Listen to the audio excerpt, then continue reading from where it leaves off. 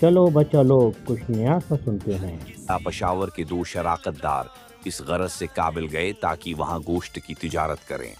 قلیل عرصے میں انہوں نے 2-3 ہزار روپیہ کما لیا اور اپنے وطن آنے کا ارادہ کیا۔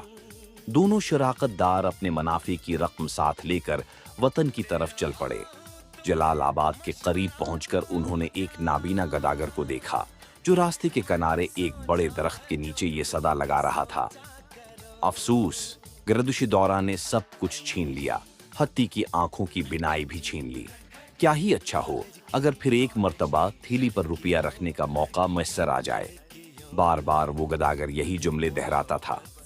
دونوں شراکت دار اس کے قریب پہنچ گئے اور گداگر سے دریافت کیا: بھائی، تم زمانے کی گردش سے نالاں کیوں ہو؟